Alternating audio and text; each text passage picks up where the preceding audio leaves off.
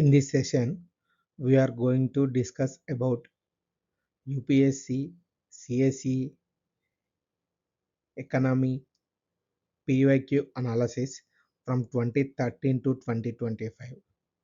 We have to discuss and we are going to discuss pattern breakdown and most probable themes for Prelims 2026. So, let me start with a simple question. If you look at the last 10 years of UPSC prelims papers, as far as economy is concerned, does economy feel predictable to you? Think some years the paper looks manageable. Some years it feels completely unexpected. And because of this uncertainty, most aspirants fall into two extreme approaches. Some try to memorize everything, like every scheme, every report, and every term. Others do the opposite. They avoid economy completely because they feel anyway UPSC will ask something unpredictable. But both approaches are wrong because what looks unpredictable on the surface is actually structured underneath. So, economy in UPSC is not random, it is just not recognized. If you analyze economy questions from 2013 to 2025 carefully, a very clear pattern emerges. UPSC does not ask everything. It repeatedly tests a few core economic systems. And once you recognize those systems, the subject becomes far more controllable than most aspirants realize. Today, we are going to do something different. We are not going to study economy as a list of topics. We are going to decode how UPSC designs economy questions, what patterns repeat across years, and how you can use those patterns for prelims 2026. Because once you understand the structure of the paper, your preparation becomes sharper, faster, and far more effective. So we have to understand the real nature of economy in UPSC paper. So for this, we are going to decode it structurally. Earlier, economic questions in UPSC were relatively straightforward. They were mostly based on schemes, reports, institutions, definitions, etc. Let's say, for example, which scheme does what, which committee recommended what. In those years, if you memorized enough information, you could solve a reasonable number of questions. But time has changed. But modern economy questions are very different. UPSC is no longer testing whether you remember information or not. It is testing whether you understand how the economy works as a system. Because you are going to be a future civil servant. That is why. Let me explain what that means. Today, economic questions are no longer isolated. They are connected to multiple systems. For example, inflation is connected to interest rates. Interest rates are connected to investment. Investment is connected to growth. So inflation related to growth. Similarly, banking is connected to liquidity. Liquidity is connected to credit. Credit is connected to economic activity. So ultimately banking is connected to economic activity. These type of questions in modern economy appeared. So when UPSC asks a question, it is not asking a definition. It is asking if one variable changes, what happens to the entire system or the particular system. Let me give you a simple example. For example, if inflation increases, what happens next? Do interest rates increase? Does purchasing power fall? Does demand change? This is how modern economic questions are framed. Now look at other example. Now look at another example. If the central bank reduces liquidity, what happens to credit? If credit reduces, what happens to investment? If investment falls, what happens to growth? So these are linked to one and another. So you can see the pattern. UPS is testing whether you can follow the chain reaction or not. That is what you have to understand as far as economic paper is concerned. Economy in UPSC is no longer about facts. It is about cause and effect, more or less.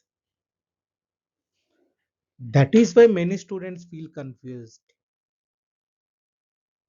They say, I studied the topic, but I could not solve the question. The problem is not lack of study. The problem is lack of system understanding and system integration.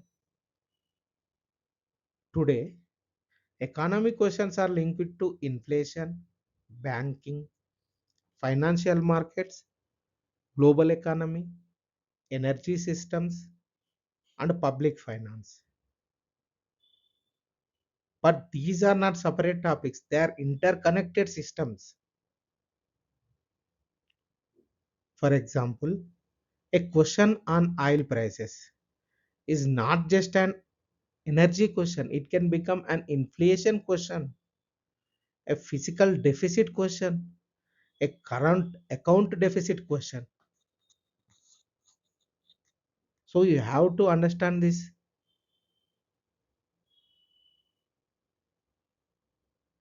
Otherwise, you won't be able to easily solve the question. Similarly, a question on stock markets is not just a finance question, it can become an investment question, a growth question, and a liquidity question. So, UPSC is designing questions that cut across topics. This is why traditional chapter wise preparation often fails. You have to understand and you have to grasp this very carefully. Then only you can easily prepare for UPSC prelims examination. In other words, economy in UPSC has become application based, system oriented, and interdisciplinary rather than economy itself or chapter wise itself. It is not. Times have been changed. UPSC is not testing whether you are an economist or not.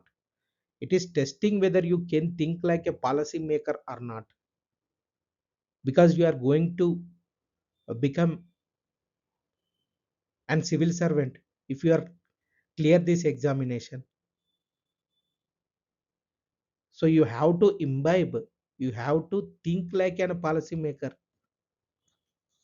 That is what UPSC wants from you, from any candidate. What does that mean? A policymaker does not think in definitions. A policymaker thinks in consequences. If I increase interest rates, what happens to growth? If I increase government spending, what happens to inflation? If I reduces taxes, what happens to demand? That is exactly how UPSC is framing questions. If you shift your preparation from memorizing information to understanding systems, economy will stop feeling unpredictable and it will start feeling logical. Please remember this sentence very carefully. If you shift your preparation from memorizing information to understanding systems, economy will stop feeling unpredictable and it will start feeling logical. Moving to evolution of economy questions from 2013 to 2025. If we carefully analyze economy questions from the last decade, we can clearly see a structured evolution. UPSC has not randomly changed the paper, it has systematically increased the depth of the questions. Depth of the questions. And this evolution can be understood in three clear phases. What are they? Phase number one, 2013 to 2020, 2015, that is recognition era. In this phase, economic questions were mostly recognition based. Students were tested on schemes, commissions, institutions, basic definitions, etc. etc. For example, which scheme does what, which organization performs which function, like that. Even price policy questions were relatively direct. If you had read standard sources, you could answer these questions with memory. This phase rewarded information accumulation. The more you memorized, the more you scored. But this model had a limitation. What? That is what? What is that? It did not differentiate between serious understanding and superficial preparation because it is memorization only, information accumulation only, not about understanding the system. Then we are moving to phase 2, that is 2016 to 2020, that is structure era, 2016 to 2020. Now UPSC made a very important shift. What? How? It started introducing economic instruments and architecture. What it means? Economic instruments and architecture. This means not just what exists, but how the system is structured. That is the actual point from this era. That is why it is called as structure era. What are the examples included in this? Payment banks, masala bonds, capital budget, World Trade Organization subsidy classification, etc. Now look at the change. UPSC is no longer asking what is this scheme, but it is asking about what is the role of this instrument in the system. Asking about the role, asking about the function.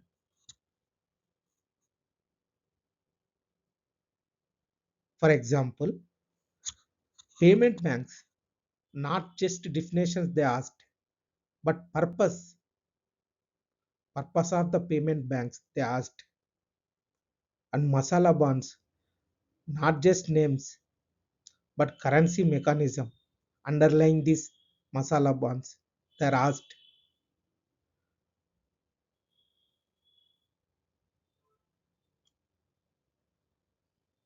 UPSC moved from what is it to how does it fit into the system. Change happened, shift cleared, shift is appearing. Now students needed basic understanding, concept clarity, functional awareness. Memory alone was no longer sufficient in this phase. That is why it is called as structure era. Then phase 3, that is 2021 to 2025, systems and logic era. This is the most important phase, and this is the phase you are preparing for. And this is the phase you are preparing for. In this phase, economic questions have become conceptual, analytical, and application driven. Please focus on these terms: conceptual, analytical, and application driven. What are the examples included in this phase? Money multiplier, inflation mechanisms, bond yields, capital versus revenue classification, financial instruments, and external sector dynamics.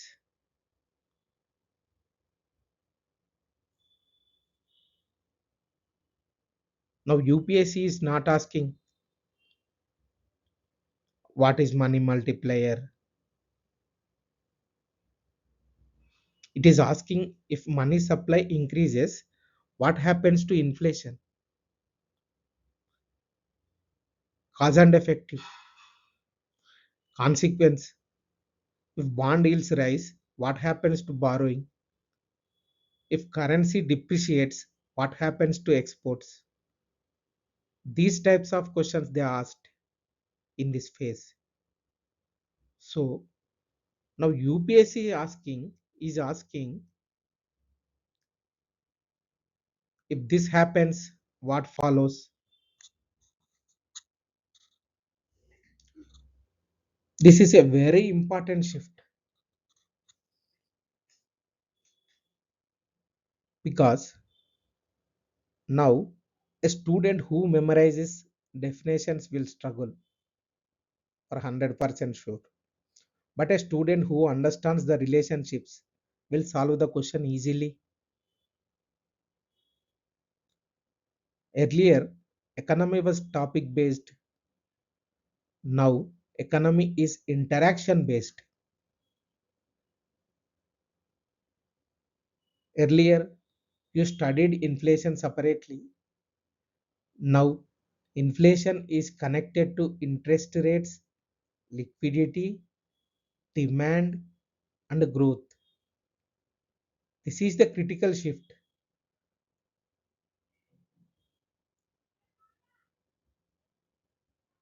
Earlier, you studied banking separately. Now, banking is connected to credit flow, investment,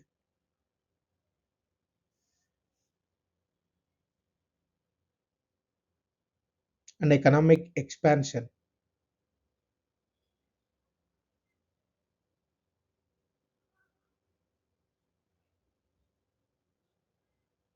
UPSC is no longer testing isolated knowledge, it is testing a system behavior.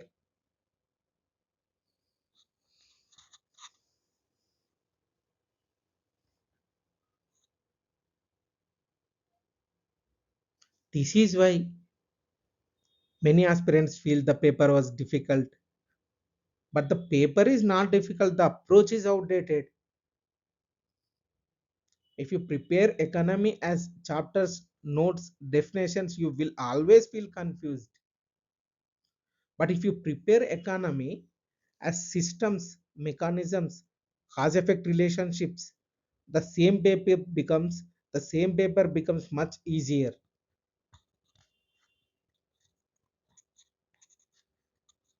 So understand this clearly. UPSC has not made economy unpredictable.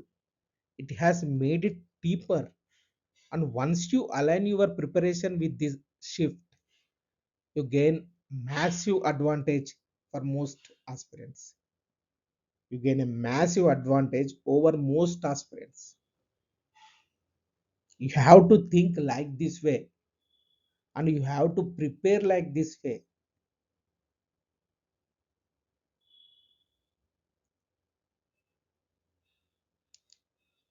Now let us come to the most important part of this session, that is the 7 economy question families. If you remember only one thing from today's lecture, it should be this.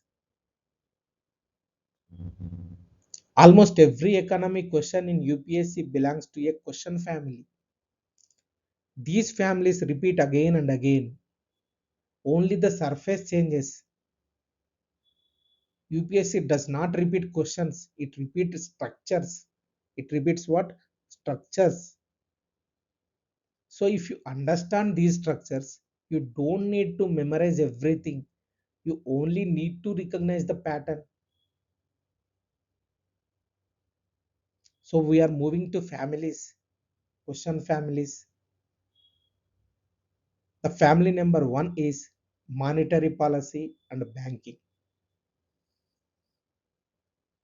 The examples include RBI functions, money multiplier, inflation control, bond yields, digital rupee, etc.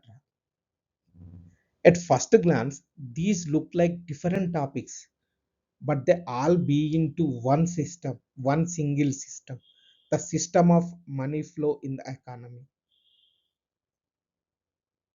UPSC is not asking what is repo rate. It is asking if RBI changes repo rate, what happens to liquidity? If liquidity changes, what happens to credit? If credit changes, what happens to growth? This is the chain linking system. The entire family is about how money is created, controlled, and transmitted into the system. When students confuse few things like liquidity versus money supply, interest rate versus inflation, these are the high drop areas. As far as monetary policy and banking question family is concerned, UPSC traps like this way only. So you have to alert regarding conceptual clarity, analytical ability, you have to improve. If you understand how money flows, you can solve half of the economy.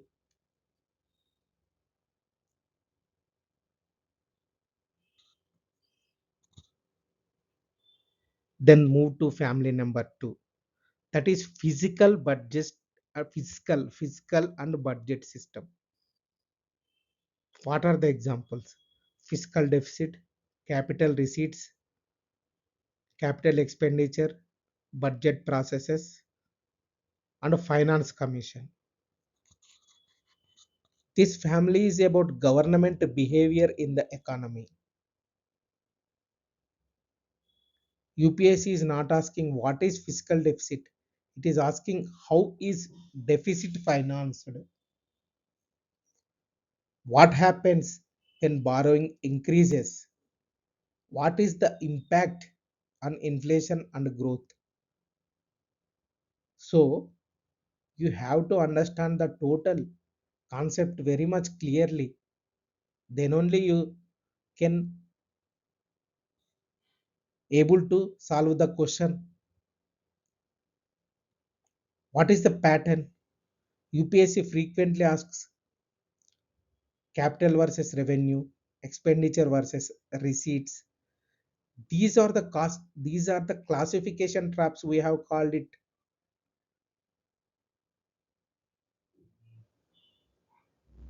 Budget is not accounting, it is economic decision making.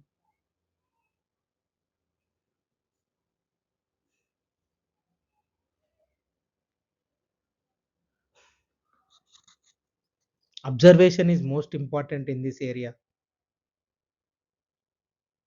Then move to family number three, that is external sector.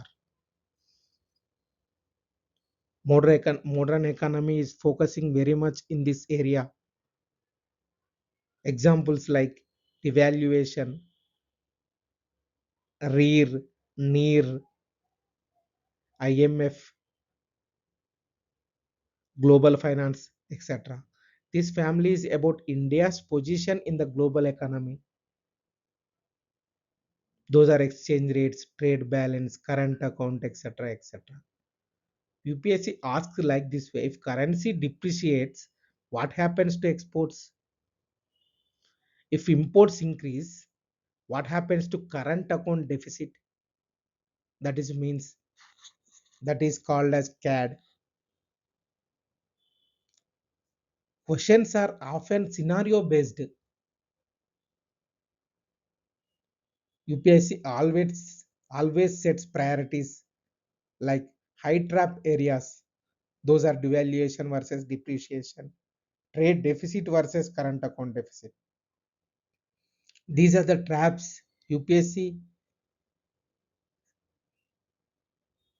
always set for students in this area. You have to be alert. India's economy does not operate in isolation.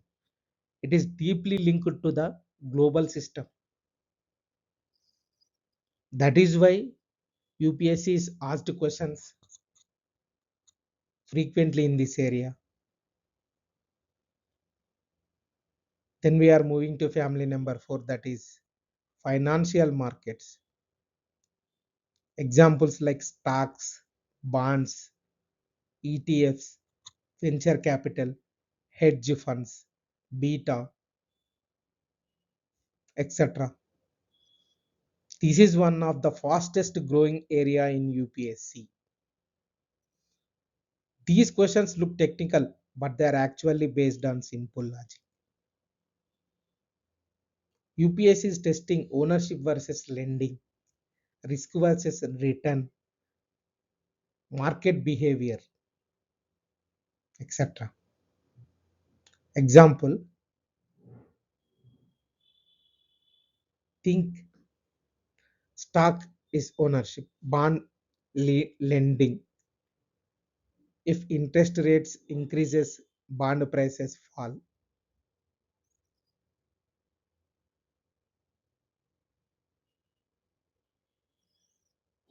Few high trap areas, primary versus secondary market, equity versus debit.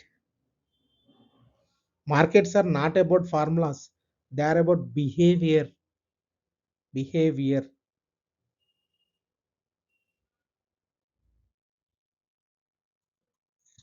Then we are moving to family number five, that is market logic. This is also called as microeconomics. Many aspirants think micro is not for UPSC. Remind them that the given goods, inferior goods, questions in recent years weren't there to test math. but to test if they understand human behavior during inflation. This is the microeconomics. Few examples like demand, substitutes, inferior goods, inflation dynamics, risk and return. Now, this is a very important family because these questions look simple, but they are actually very dangerous.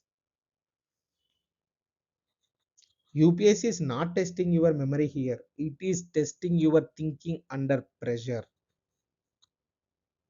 UPSC is testing your common sense under pressure, not your PhD in economics. You have to remember carefully this thing. For example, if price increases, what happens to demand? Simple question, but UPSC will twist it.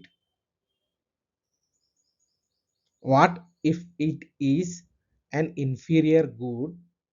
What if income changes?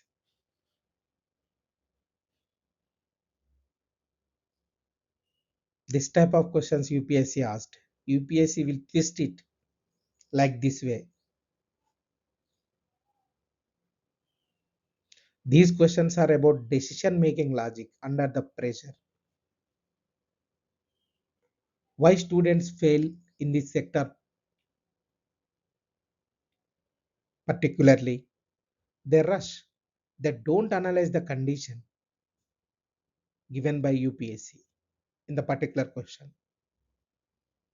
So while you are solving these type of questions, please slow down. Read the condition carefully. Then only apply the logic. Then only you will easily solve the question.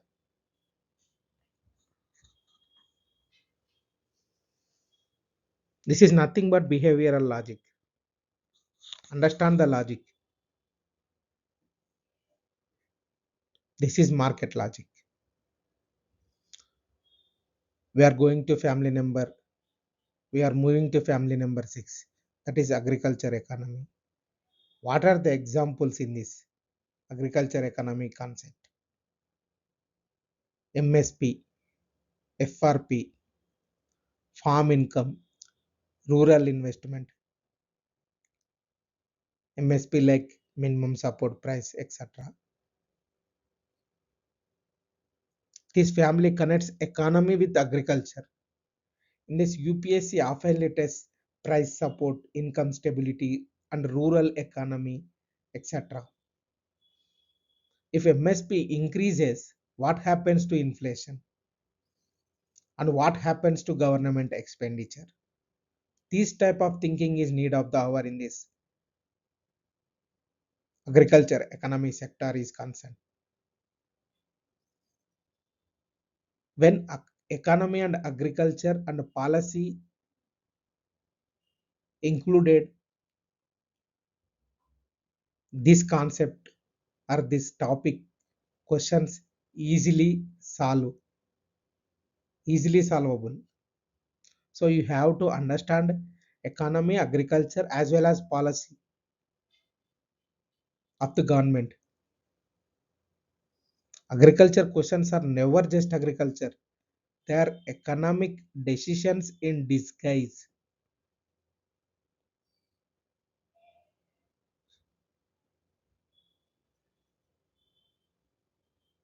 Then we are moving to family number 7, that is final family, that is energy and infrastructure economy.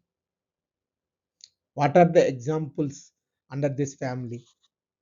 Energy transition, solar, ethanol, infrastructure finance, etc. This is a very important emerging area. These questions combine economy, environment, and policy itself. Economy plus environment plus policy.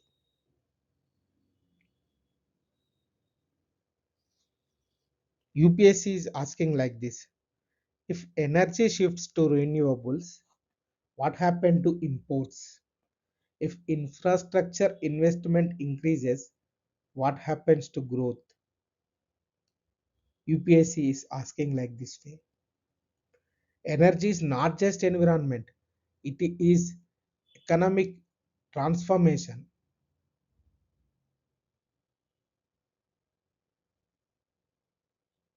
Let me ask you a quick question.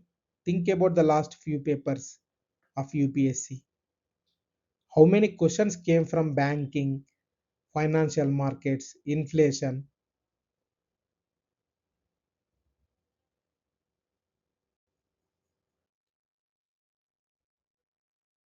You will realize something very interesting. A large number of questions come from just a few families. So, instead of trying to study everything, focus on these families. Because once you understand the family, you can solve even unfamiliar questions.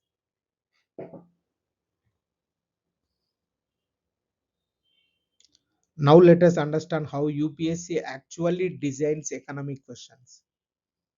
Because once you understand this structure, half of your confusion disappears.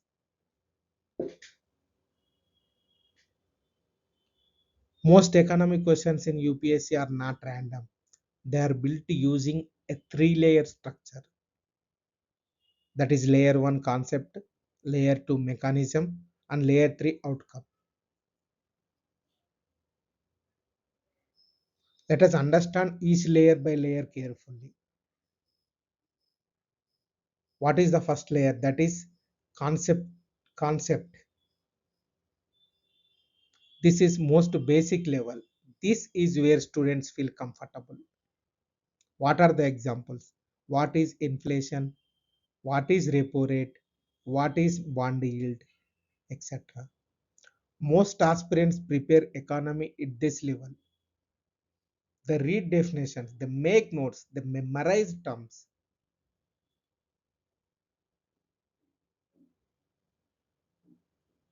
The problem is UPSC rarely stops at this layer. So, concept alone is not enough to crack UPSC economic questions.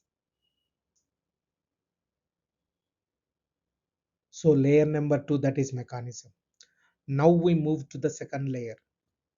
This is where real understanding begins. What is the mechanism means?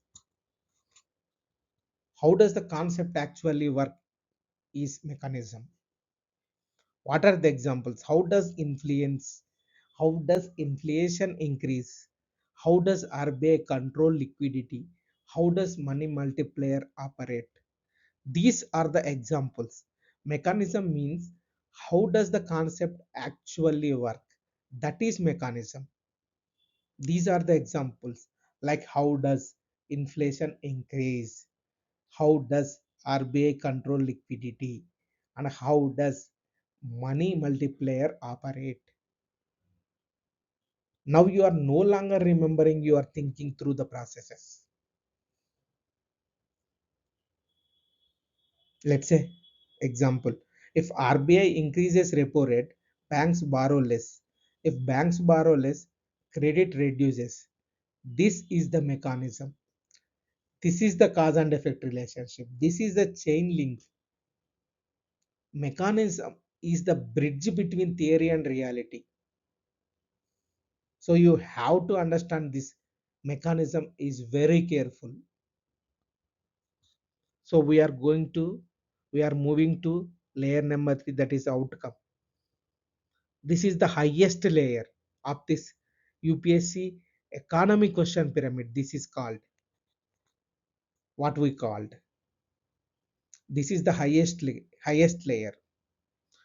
This is where UPSC is focusing now.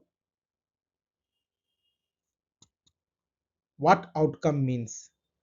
What happens next in the economy? That is called as outcome.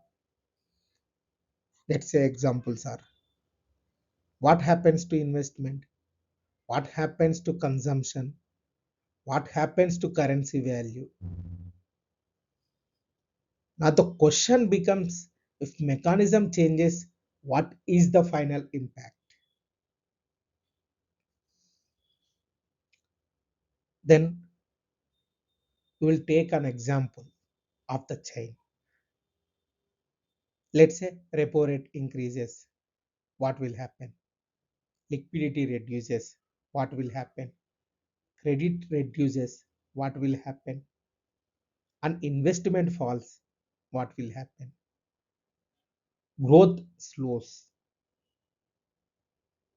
this happened, this will happen. This is exactly how UPSC frames questions. Now, here is the most important part. UPSC rarely asks only the concept. Instead, it combines layers. So, because UPSC not only asks the concepts, now it combines layers. There are three types, like type 1 concept plus mechanism type of question they asked. In type 2 mechanism plus outcome type of questions they asked. In type 3 concept plus outcome type of questions are they asked. They are asking like this, not a solo like questions like concept, mechanism, outcome. They are combining the layers, and this where students struggle, because most students prepare only layer 1. They know what is inflation, but they don't know how inflation behaves and what inflation leads to. So these types of questions are regularly asking by UPSC in modern days. So you studied the topic, but you didn't study the system.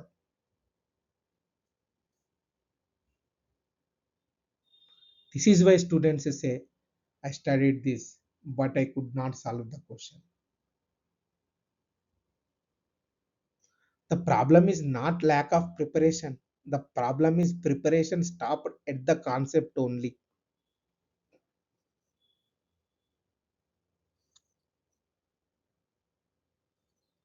UPSC question is at mechanism plus outcome level, not only concept level.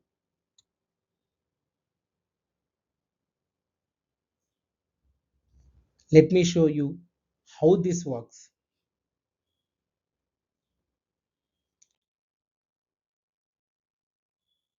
Suppose the question is about inflation. What is the concept? You know what inflation is. Then what is the mechanism? You understand that inflation increases when demand exceeds supply. What is the outcome? Now UPSC asks what happens to purchasing power, what happens to savings, and what happens to interest rates. If you understand all three layers, you can solve the question even if you have never seen it before.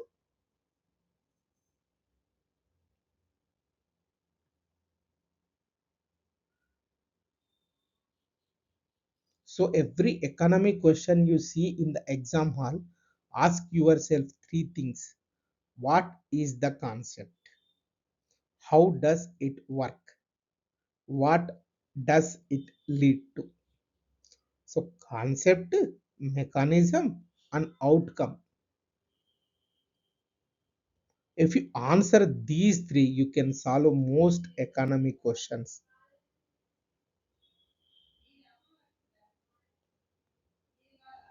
UPSC is not testing whether you know the term or not. It is testing whether you understand the chain reaction. And once you start thinking in chains instead of isolated points, economy becomes much easier.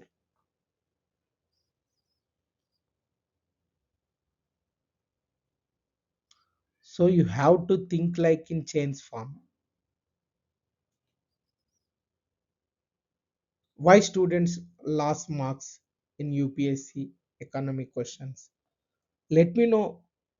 Let me now address a very important question. Why do serious aspirants still lose marks in economy even after studying, despite after studying? The biggest problem is not lack of study. It is misclassification of the question, misclassification of the particular question. You are not failing because you don't know. You are failing because you are identify the question wrongly.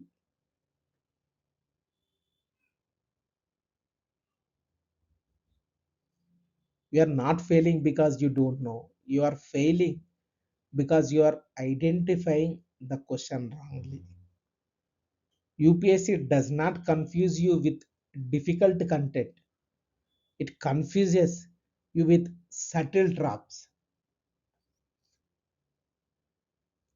If you observe carefully, most mistakes fall into four categories of traps.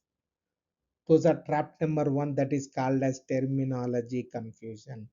What it means? Examples. What are the examples? Capital versus revenue, bond versus stock, deficit versus debit. These looks simple, but under exam pressure, students mix them up. That is why mistake happen.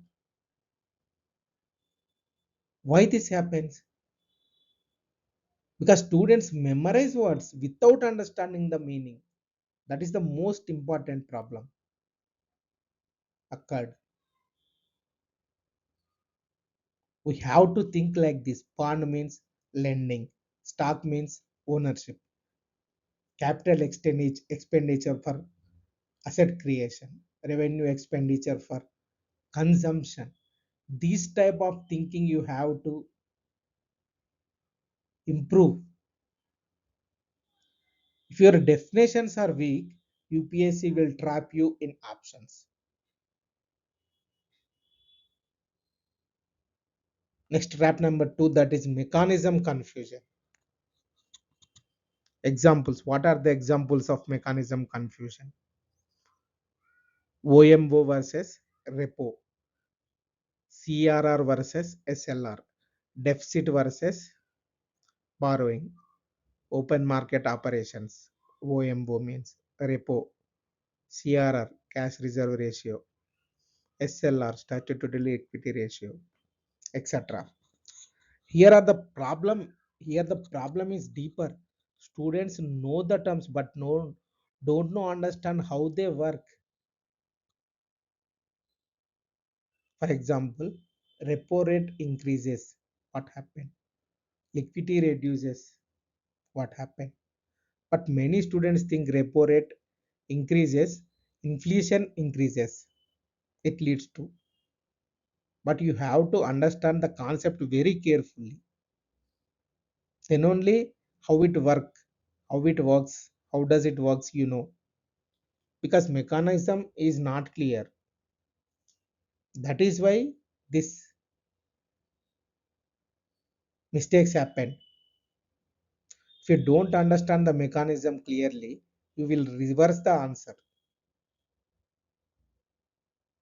That's why mistake happen. Trap number three, application confusion. Examples: inflation versus demand, interest rate versus investment, currency depreciation versus exports. Here UPSC gives you a situation and asks what happens next. Examples are, let's say example, take it.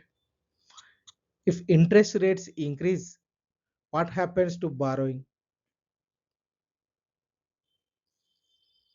Students hesitate because they have not practiced application. Knowing the concept is not enough here. You must know how it behaves in real situations is need of the hour. That type of thinking UPSC always need.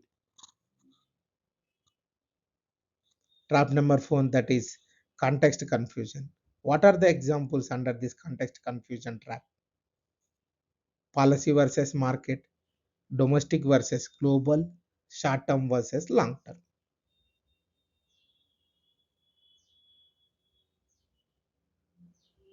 UPSC often mixes context. Currency depreciation, is it due to policy? or market force. Student confuses the context and choose the wrong option.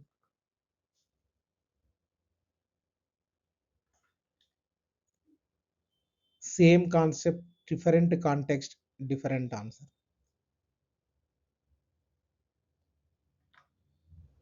That is why mistakes happen oftenly. That is why students lost the marks. That is why students landed in these traps UPSC set always. So understand this clearly. Most wrong answers are not because you didn't study. They are because of you misunderstood the question type. That is the biggest problem. Now let us talk about one of the biggest shifts in recent UPSC papers. This is the most high anxiety part of students right now.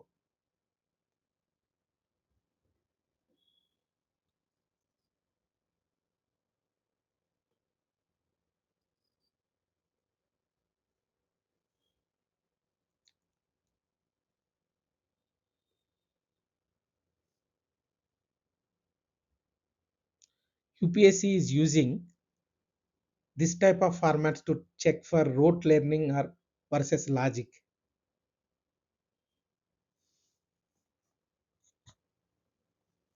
Like statement 1 and statement 2 types of questions in prelims. UPSC is increasingly testing role learning versus logic. Why? Because between statement 1 and 2 they are just guessing. This makes the Metis way feel like only the solution. That is what UPSC is increasingly using statement 1, statement 2 format type of questions. Earlier questions were direct, now questions are layered. In this format, you are not just asked are the statements correct or not. You are asked like does statement 2 explain statement 1? Both statements are even correct. Also, does statement 2 explain statement 1? These types of questions they are asking. This is a completely different level of thinking.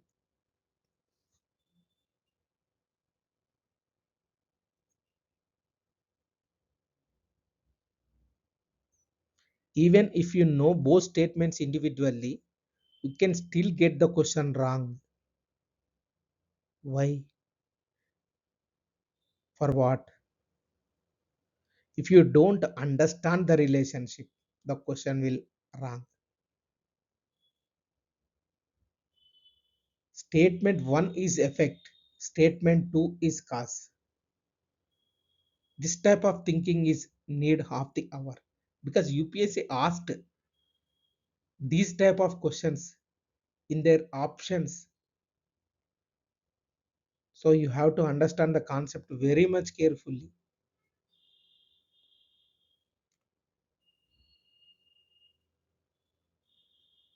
Does the cause logically produce the effect? If statement 1 is effect, statement 2 is cause. Does the cause logically produce the effect? These types of questions they are asking. If yes, correct. If not, wrong. This is where UPSC shifts from knowledge to reasoning, real time reasoning, real time situation. That is the deeper pattern. This is the deeper pattern. UPSC is now asking not what is correct, but why is it correct? This that is casual reasoning. Let's say example. If inflation increases, is it because demand increased? If currency depreciates, is it because imports increased? In this way, they are asking. In this situation, in this context, now students must think like this way. Cause and effect relationship.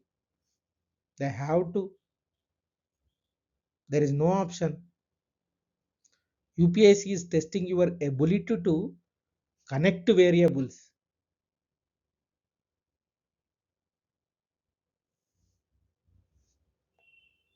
Why students often fail in this format? Because they prepare facts, definitions, and notes only. But the exam is asking logic, relationships, and casuality.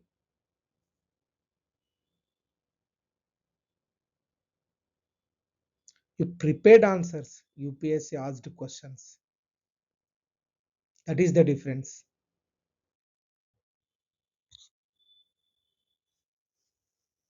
When you see the statement 1 and 2 types of questions in the exam hall, you have to do like this way.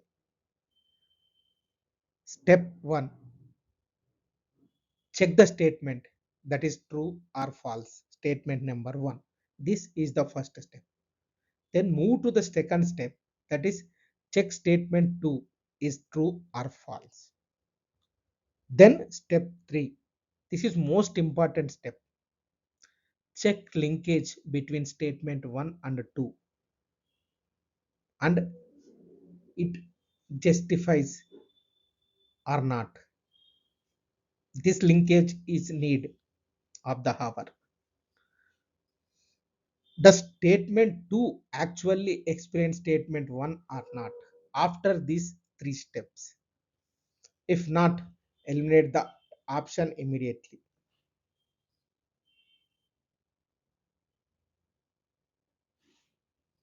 This is the exam hall correction framework as far as statement 1 and 2 types of questions are concerned. UPSC is no longer testing what you know, it is testing how you think. And once you understand these traps, your accuracy improves dramatically.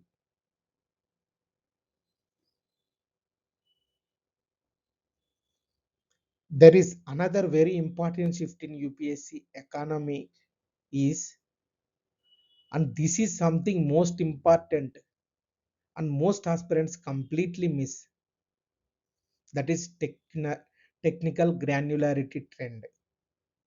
What is it means? UPSC is moving from macro understanding to micro understanding. Earlier, if you knew banking, that was usually enough.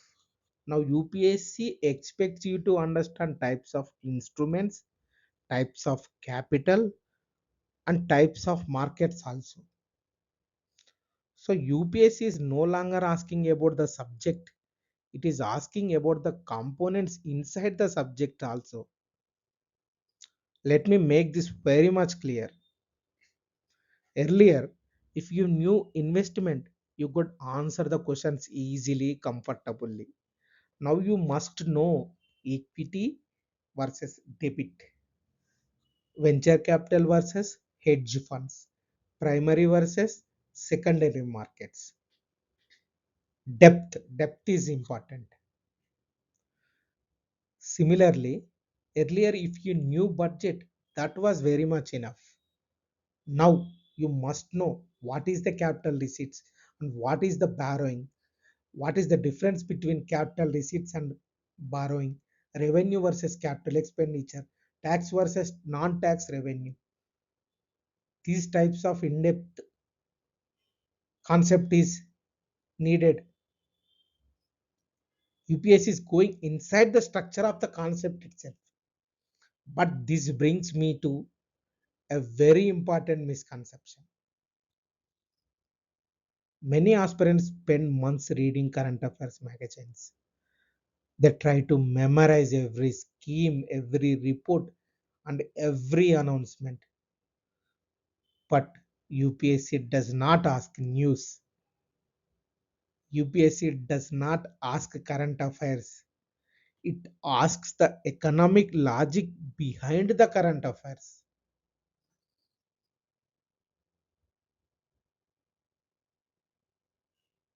Let me give you an example. UPSC will not ask which bank collapsed, but it may ask what is capital adequacy ratio. What happens when liquidity tightens? How does banking risk increase? That is the difference. Similarly, UPSC will not ask which company invested where, but it may ask what is FDI, what is FPI, what is the impact of capital inflows, etc. Foreign direct investments, foreign portfolio investments. News is only the trigger, concept is the ultimate target. The same pattern applies across subjects. Earlier, knowing electric vehicles was enough. Now UPSC may ask about battery chemistry, lithium, nickel, cobalt, what are the minerals, advanced materials, rare earth elements, etc. etc. UPSC is now looking inside the technology, and the same applies to economy also. Not just investment, but types of investment. Not just deficit, but how it is financed. Not just markets, but how they function internally. So, preparation should move from surface understanding to structural understanding, superficial to in depth. If your preparation is only at the macro level, UPSC will defeat you at the micro level.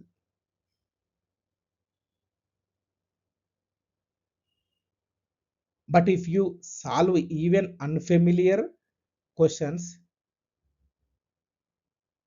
but if you understand the internal structure, you can easily solve even unfamiliar questions also.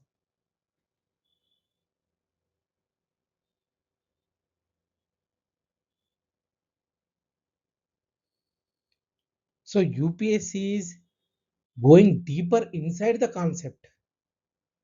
That is what I am trying to explain as far as technical granularity trend. So we are moving to one of the most important topics in this particular session, that is most probable themes or ultra probable themes for 2026 prelims as far as economy is concerned. Let us now come to the most important part of this session. Based on a detailed analysis from economic questions from 2013 to 2025, we can clearly identify certain themes that UPSC repeatedly tests. These are not random topics. These are high frequency economic systems. And if you prepare these well, you will cover a large portion of economy for prelims 2026. In the first instances, very high priority areas, like in very high priority areas, first one is inflation and monetary policy. This is one of the most consistent areas in UPSC. UPSC repeatedly asks questions related to inflation types, inflation causes, inflation control, and monetary transmission. But here is the important shift is UPSC is no longer asking what is inflation. It is asking like this: if inflation increases, what happens next? For example, what happens to interest rates? What happens to borrowing? What happens to currency value?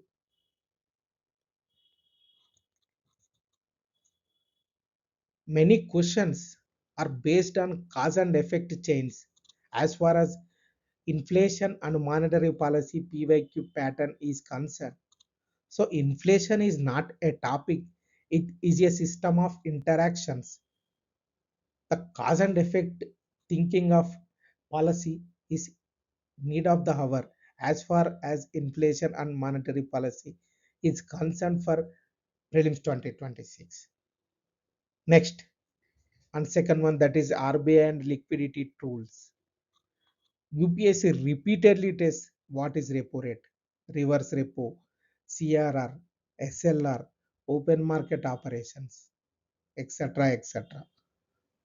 But again, the focus is not definitions, it is mechanism, purely mechanism. UPSC may ask, if RBI increases repo rate, what happens to liquidity? If liquidity reduces, what happens to credit? These types of questions they will ask. They will set trap areas also to confuse students, like policy intention versus actual outcome. This is the trap area, like policy intention versus actual outcome. So you must think in terms of money flow in the system. This is the important thing as far as RBI and liquidity tools is concerned.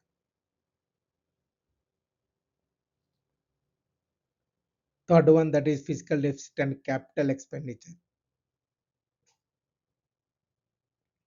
This area has become very important in recent years.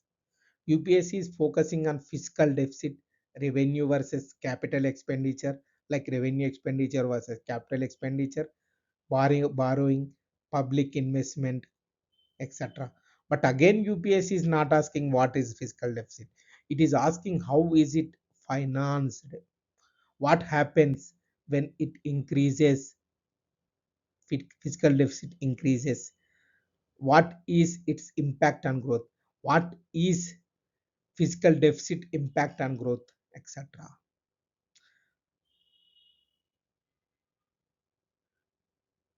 Once we gone through previous year's questions, as far as fiscal deficit and capital expenditure is concerned, they are focusing on capital versus revenue explanation. Revenue classification questions are increasing. Capital versus revenue classification questions are increasing. This is the PYQ trend. You have to understand and you have to keep an eye and you have to focus this thing. Government budget is not accounting, it is economic strategy.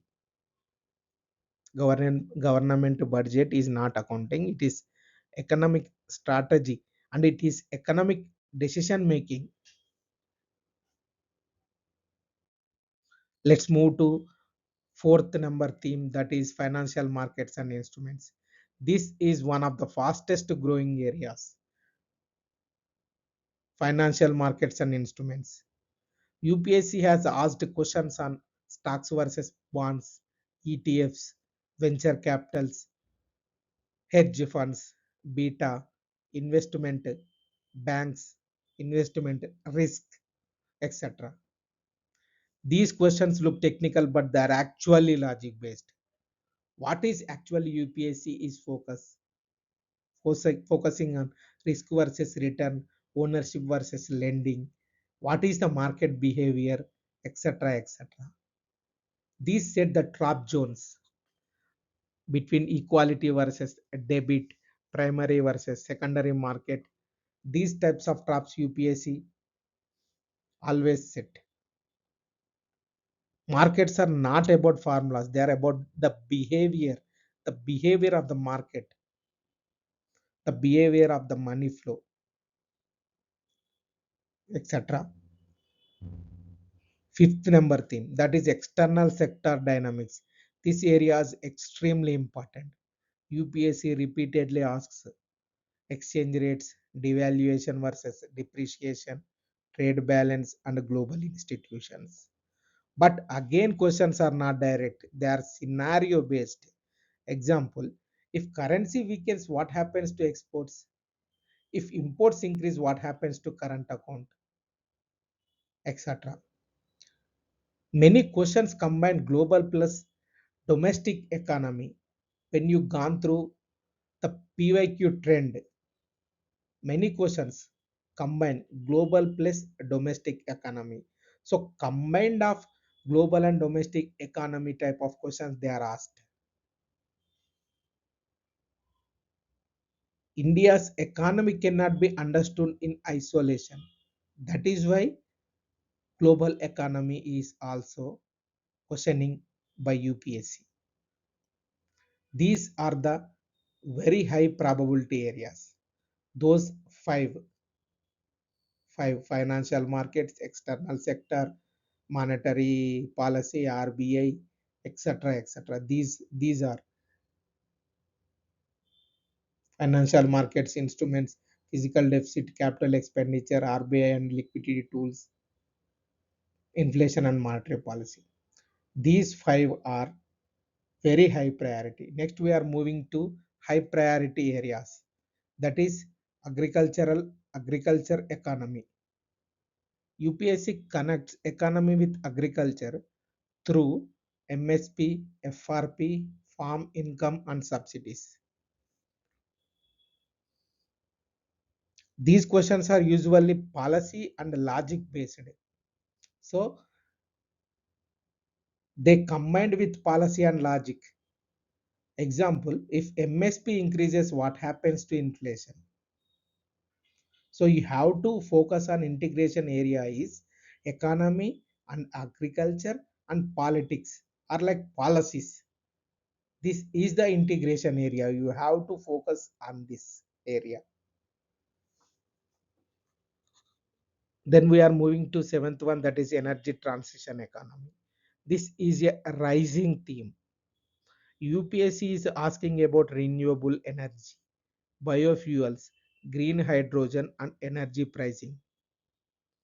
These are not pure environment questions. They are economy and environment and policy. Mixture of three. Economy, environment and policy. Mixture of three. So energy transition is economic transformation. You have to remember this idea. And eighth one is corporate and regulatory economy. UPSC is increasingly testing regulatory bodies, corporate finance and investment flows. Questions may look factual, but often require structural understanding as far as corporate regulatory economy is concerned. These are eight themes are crucial for prelims 2026. These are not guesses. These are not predictions. These are patterns repeated across years. If you prepare these areas properly, you are not studying more, you are studying smarter. Economy in UPSC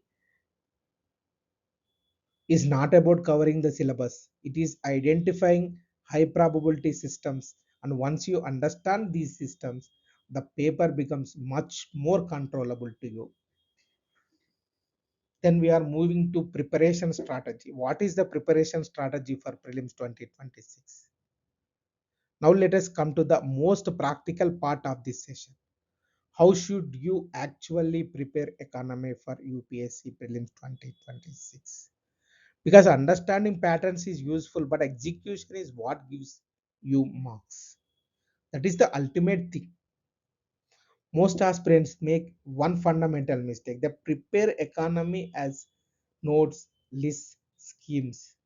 They collect information, highlight books, make PDFs, but when they sit in the exam hall, they are unable to apply that knowledge. Preparation is not about how much you collect, it is about how much you can apply. So instead of preparing economy like information, prepare it like system. Prepare it like a system. And for that, you need to ask three simple questions for every topic.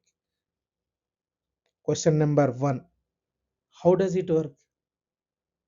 This is most important question. If you are studying inflation, don't just read the definition. Ask, how does inflation actually increase? Is it because of demand? Is it because of cost? Is it because of supply constraints? If you are studying banking, don't just read repo rate. Ask, how does repo rate affect liquidity? If you understand how it works, You automatically understand half of the question. Then move to question number 2, that is where it is used. Where is it used?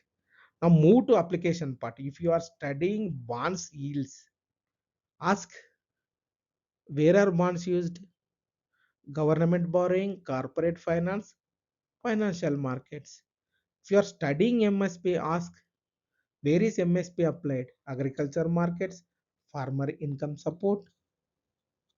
UPSC often asks questions in form of application.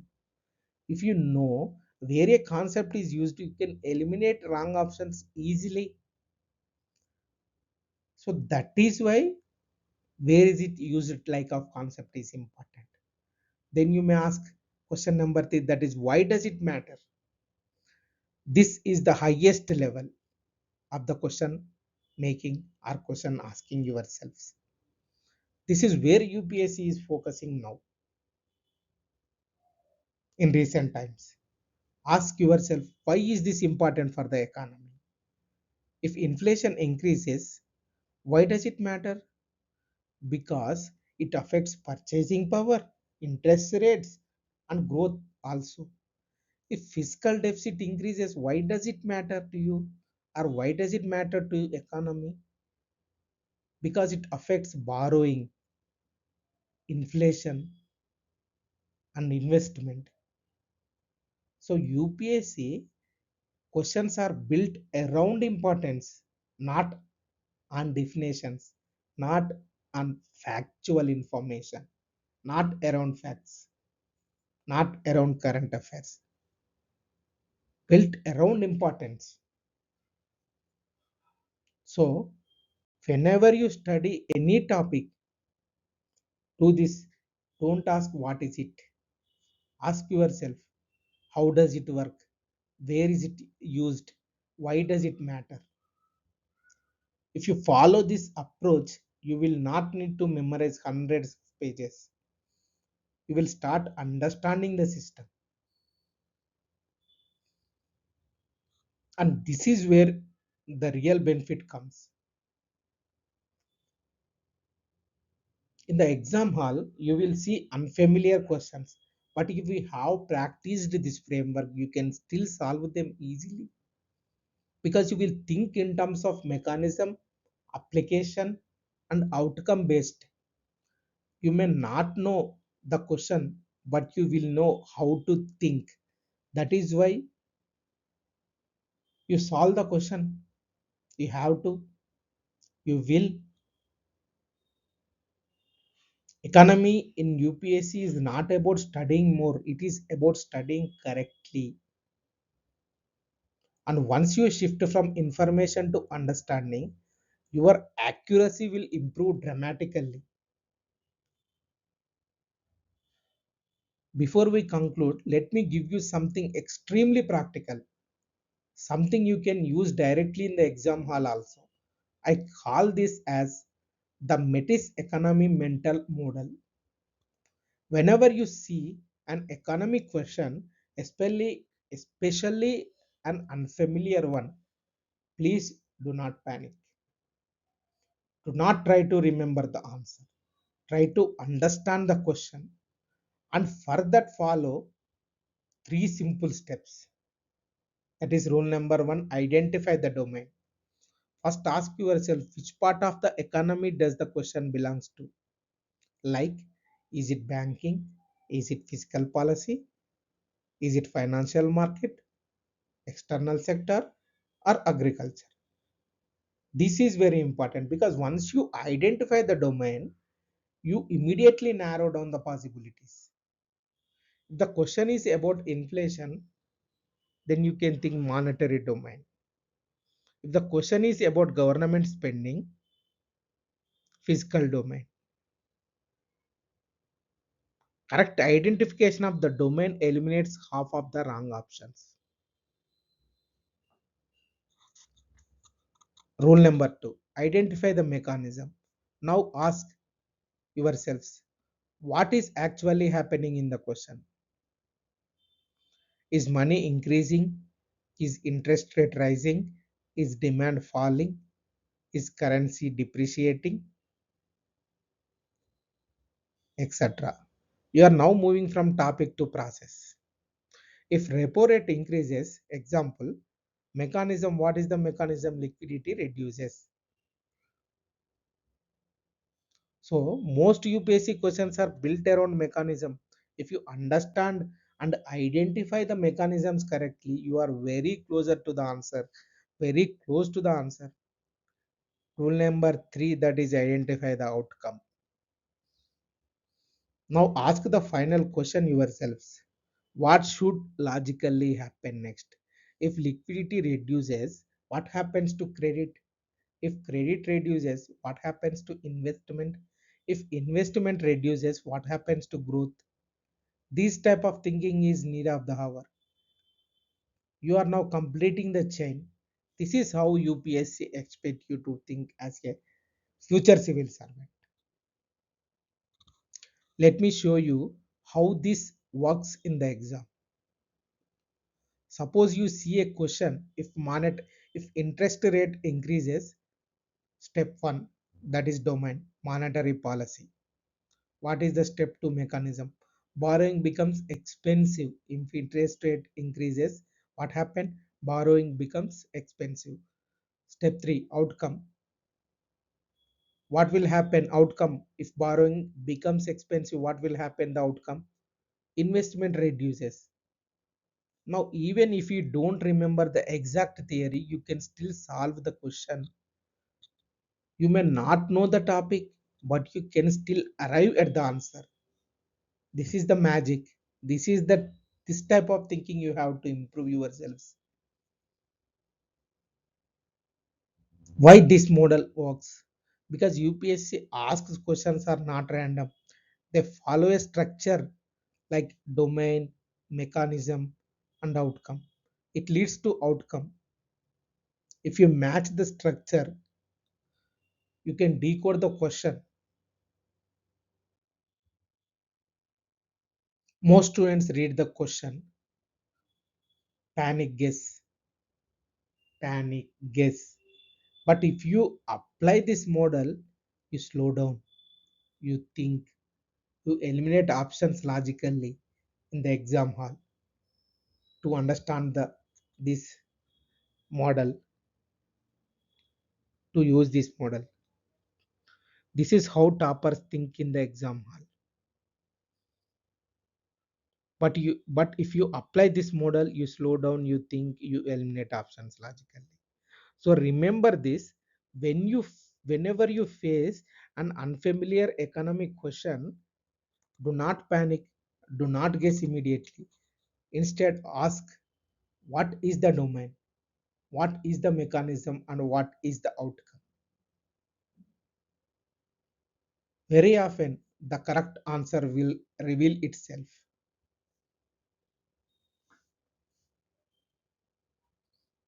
Before we close this session,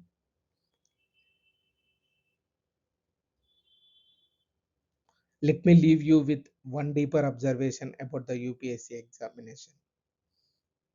If you look carefully at how the papers has evolved, you will notice something very important. UPSC is no longer testing information.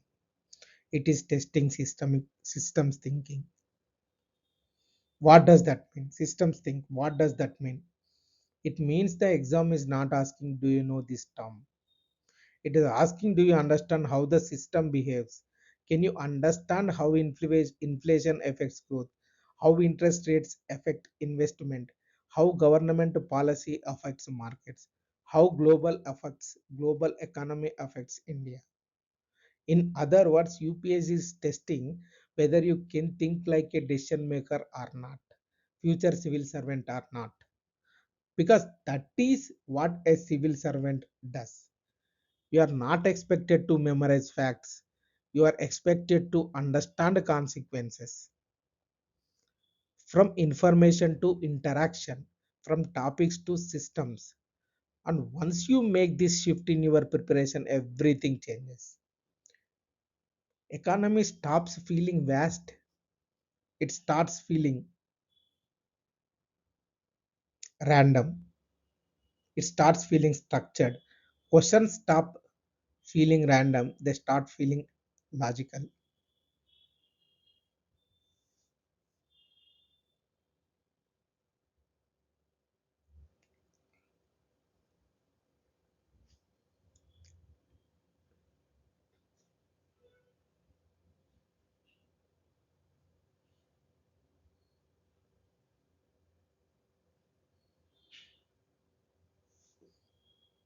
Do not study more, study what matters. If you combine pattern understanding, system thinking, and smart preparation, you don't just prepare for UPSC, you start thinking like a UPSC candidate. Once you start thinking in terms of question families, economic mechanisms, and outcomes, economy will stop feeling unpredictable and it will start feeling controllable. Now, do one small exercise after this session.